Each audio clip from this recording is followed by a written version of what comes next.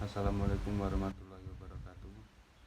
Perkenalkan, nama saya Rahmat Wahyudi dengan NIM 2019 008388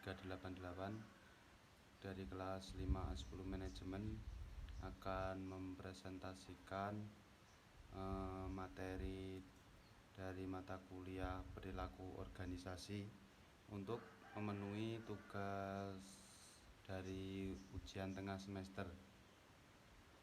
Langsung saja, yang pertama itu temanya organisational behavior.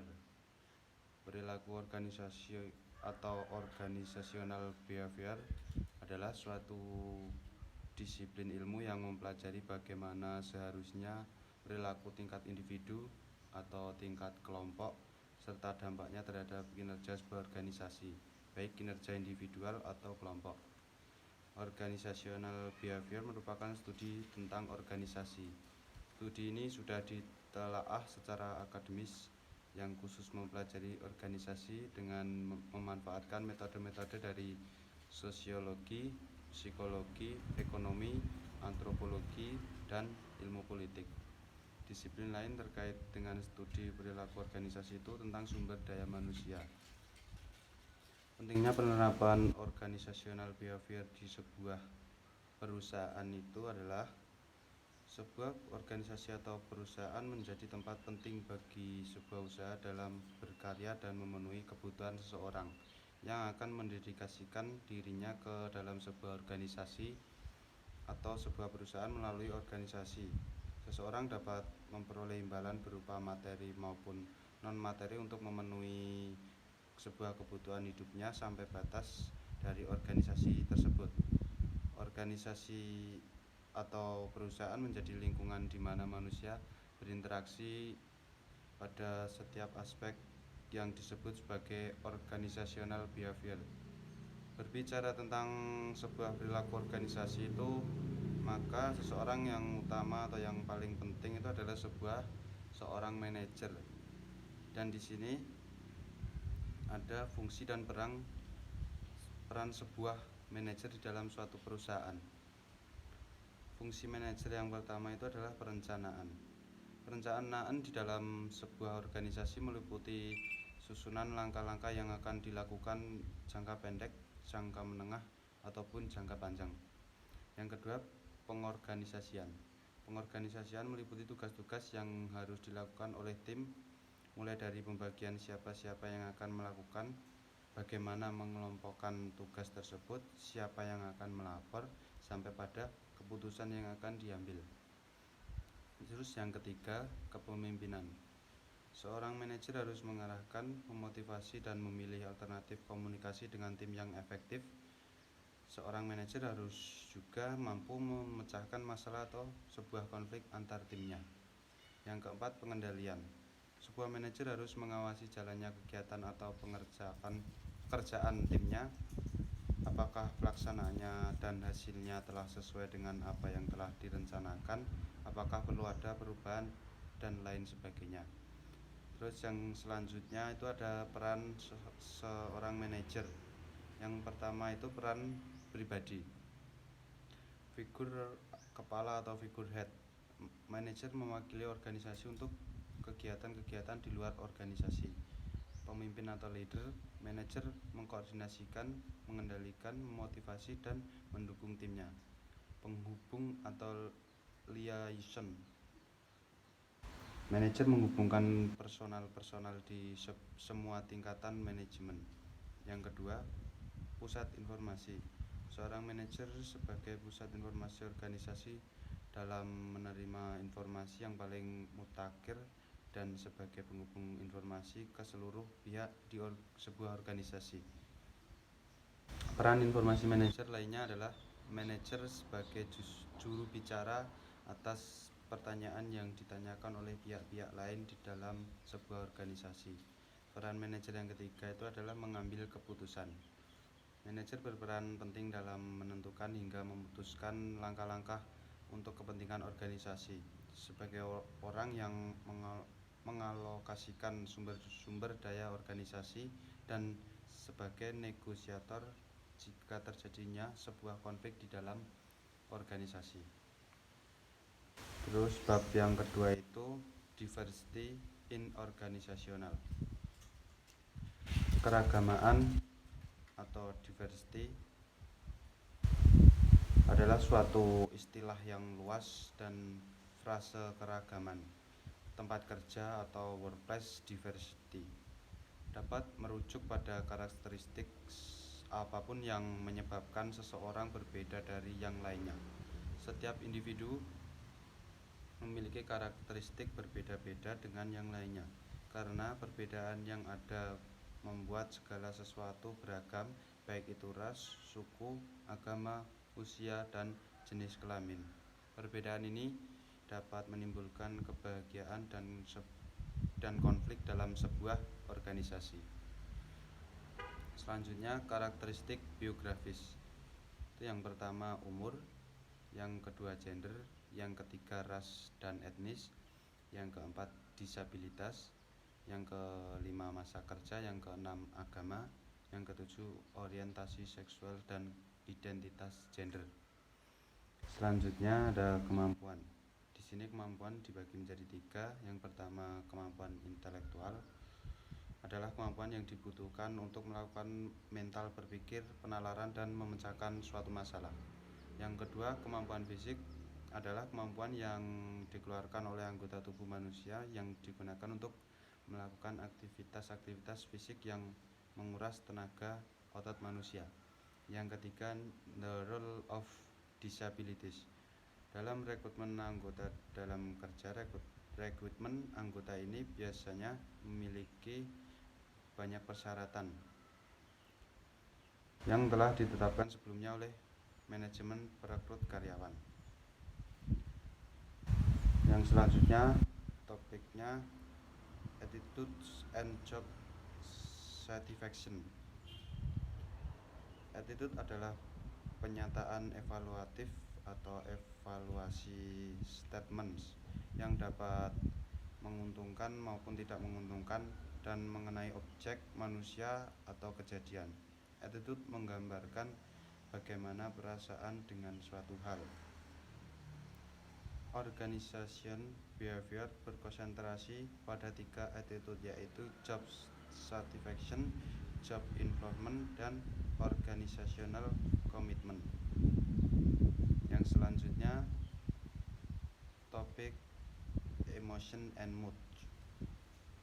Organisasi seringkali tidak memperbolehkan karyawan mengekspresikan emosi karena dapat mempengaruhi rasionalitas. Namun nyatanya setiap tindakan sebuah manusia itu tetap dipengaruhi oleh adanya emosi.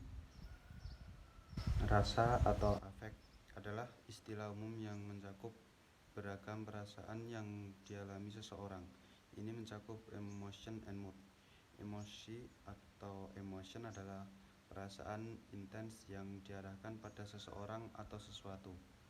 Mood adalah perasaan yang kurang intens dibandingkan emosi, yang tidak diarahkan dan terkadang muncul tanpa ada kejadian yang menstimuli. Selanjutnya, sumber emosi dan mood. Emosi dan mood ini muncul karena pengaruh yang datang dari berbagai sumber.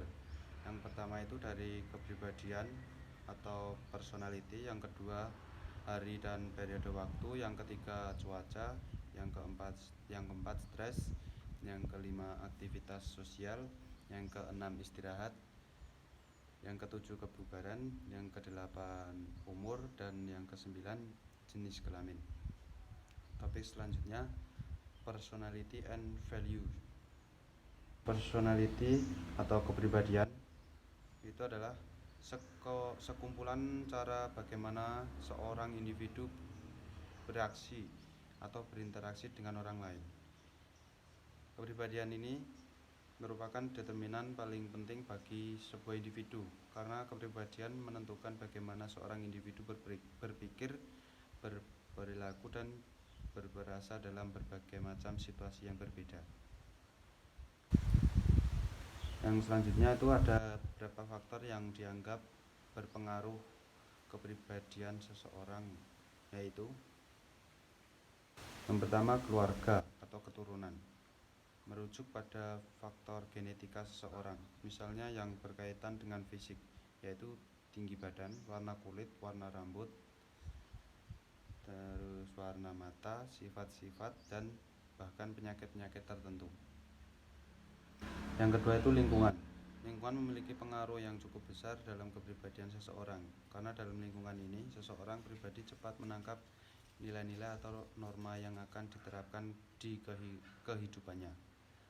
Yang ketiga, gabungan atau konvergensi. Seseorang akan menurunkan pola asuh dari orang tua atau keluarganya dan akan mendapatkan pengaruh dari lingkungannya. Yang selanjutnya itu values atau sebuah nilai. Nilai adalah menunjukkan alasan dasar bahwa cara pelaksanaan atau keadaan akhir tertentu lebih disukai secara pribadi atau sosial dibandingkan cara pelaksanaan atau keadaan akhir yang berlawanan. Yang selanjutnya itu pentingnya nilai. Yang pertama itu memberikan pengertian mengenai sikap, motivasi, dan perilaku individu dan budaya. Yang kedua, mempengaruhi persepsi terhadap dunia di sekitar kita. Yang ketiga, menghasilkan interpretasi benar dan salahnya. Yang keempat, menyiaratkan beberapa perilaku atau hasil lebih disukai daripada orang lain. Yang selanjutnya itu topik perception and decision making. Persepsi merupakan proses yang terjadi di dalam diri individu yang dimulai dengan determinannya rangsang sampai rangsang itu disadari dan dimengerti oleh individu, sehingga individu dapat mengenali dirinya sendiri dan keadaan di sekitarnya. Yang selanjutnya itu faktor-faktor yang mempengaruhi persepsi. Yang pertama, faktor fungsional. Yang kedua, faktor struktural. Yang ketiga, faktor situasional. Yang keempat, faktor personal. Decision making, pengambilan sebuah keputusan individual, baik di tingkat bawah maupun di tingkat atas, merupakan suatu bagian yang penting dari perilaku organisasi. Selanjutnya, pengambilan keputusan. Keputusan itu merupakan suatu pemecah masalah sebagai suatu hukum situasi yang dilakukan melalui satu pemilihan alternatif dari berbagai alternatif. Proses pengambilan keputusan yang optimal adalah rasional, artinya dia membuat pilihan memaksimalkan nilai yang konsisten dan dalam batas-batas sebuah tertentu. Yang selanjutnya itu topik motivation and concept. Motivasi adalah sebuah dorongan atau suatu dorongan kehendak yang menyebabkan seseorang melakukan suatu perbuatan untuk mencapai tujuan tertentu. Motivasi berasal dari kata motif yang berarti dorongan atau rangsangan atau daya penggerak yang ada dalam diri seseorang. Kata kunci untuk menjelaskan mengenai motivasi adalah yang pertama intensity, yang kedua direction, yang ketiga persistence. Yang selanjutnya teori-teori dari motivasi. Yang pertama psikologikal, yaitu mencakup rasa lapar, haus, dan kebutuhan psikologi lainnya. Yang kedua safety, kebutuhan akan keamanan dan perlindungan dari bahaya fisik dan mental. Yang ketiga sosial, kasih sayang, rasa memiliki, penerimaan, dan persahabatan. Yang keempat esteem, itu dibagi menjadi dua, internal dan eksternal. Yang kelima itu self actualization. Yang selanjutnya itu ada teori X dan teori Y. Di mana teori X itu manajer percaya bahwa karyawannya tidak menyukai pekerjaan dan karena itu mereka harus diarahkan atau bahkan dipaksa untuk melakukannya. Dan teori Y, manajer menganggap bahwa karyawan dapat melihat pekerjaan sebagai sesuatu yang alami seperti beristirahat atau bermain, dan oleh karena itu mereka dapat belajar untuk menerima bahkan mencari tanggung jawab dari pekerjaan tersebut. Yaitu tadi penjelasan materi dari saya. Apabila ada kesalahan atau kekurangan, saya minta maaf yang sebesar-besarnya. Sekian dari saya. Terima kasih, salam dan bahagia.